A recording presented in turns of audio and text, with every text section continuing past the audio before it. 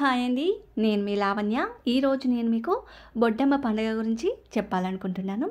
తెలంగాణలో ఆడపడుచుల పండుగ బతుకమ్మ పండుగ. ఈ పండుగ గురించి అందరికీ తెలుసు, కానీ బతుకమ్మ పండుగ ముందు వచ్చే బొడ్డెమ్మ పండుగ గురించి చాలామందికి తెలియకపోవచ్చండి. బొడ్డెమ్మ అంటే గౌరమ్మ. గౌరీమాతను మొదట బొడ్డెమ్మ రూపంలో కొలుస్తారు. బతుకమ్మ పండుగ కంటే ముందు బొడ్డెమ్మ పండుగ చేయడం పురాతన కాలం నుండి వస్తున్న సాంప్రదాయం. తెలంగాణ గ్రామాలలో పుట్టమ్మను తీసుకొచ్చి బొడ్డెమ్మను తయారు చేసి ఎర్రని జాజుతో అలికి పసుపు కుంకుమ పువ్వులతో అలంకరించి రోజు సాయంత్రం ఆడపిల్లలు ఆనందంగా బొడ్డెమ్మ పాటలు పాడుకుంటూ సంబరాలు జరుపుకుంటారు.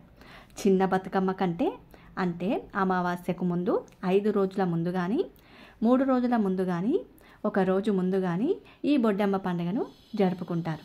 ఇలా జరుపుకున్న తర్వాత ఈ వాడిన పువ్వులను బతుకమ్మ మధ్యలో వేసి పేరుస్తారు. బొడ్డెమ్మ గురించి ఒక చిన్న కథ చెప్పబోతున్నాను.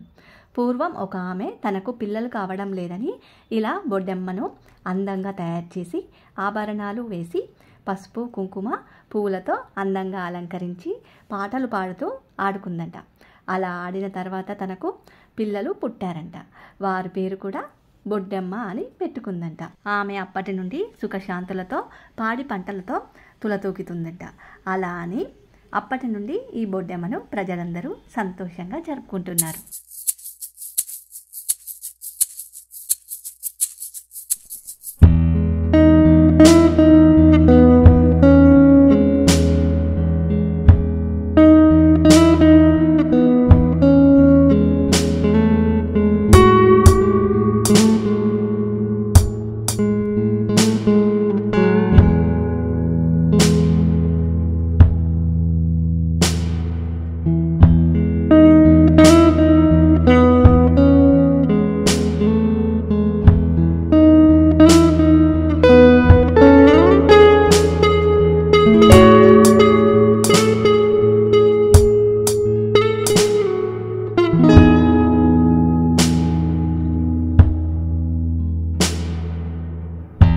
I'd show you all around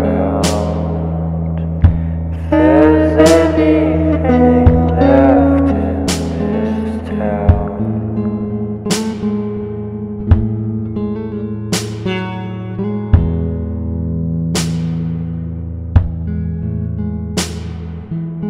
If I said the